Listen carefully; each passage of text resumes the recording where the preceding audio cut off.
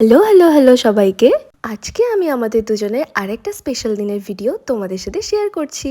দিনটা ছিল 19 সেপ্টেম্বর। হ্যাঁ, তোমরা হয়তো অনেকেই বলবে কত পুরানো ভিডিও পোস্ট করছে রে বাবা। আসলে আমি সারাদিন ধরে এত ভিডিও বানাই যে আগের কোন ভিডিও ফোনের গ্যালারিতে পড়ে পড়ছে সেটা আর আমি বুঝতেই পারি না। তো আমরা দুজনে সুন্দর করে রেডি হয়ে গিয়েছিলাম, আর আমি অ্যাকচুয়ালি রেডি হয়েছিলাম একটা শুট ছিল বলে। তো বরের কাজের অত্যাধিক চাপ থাকার কারণে তাই দূরে কোথাও যাওয়া হয়নি, নিজেদের মতো করে একটু ছোট করে সেলিব্রেট করেছিলাম আর কি। আমাদের আশেপাশেই না একটা নতুন দোকান হয়েছিল যেখানে কিন্তু গন্ধরাজ মোমো খুবই ফেমাস, তাই আমরা ওখানেই খেতে গিয়েছিলাম।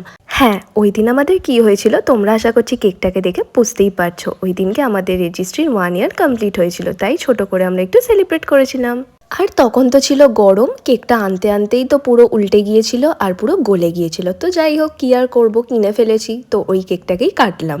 আর কেকটা কাটতে গিয়েই তো আমাদের সাথে হয়ে যাচ্ছিল একটা দুর্ঘটনা। কি ভয়ঙ্কর ব্যাপার বাবা, আমার এমনিতেই আগুনে বড় ভয়, আর তার উপরে এটা যা হলো। তো যাই হোক, এইসব সাইড করে রেখে আমরা এবার কেকটা কাটি।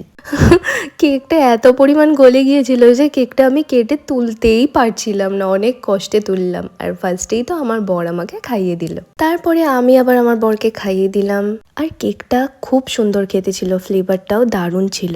তারপরে ওই আর কি, স্পেশাল মোমেন্টস বলে কথা, একটু ইনস্টাতে, একটু ফেসবুকে, একটু হোয়াটসঅ্যাপে তো ফটো ছাড়তেই হবে, তাই একটুখানি ফটো তুলছিলাম।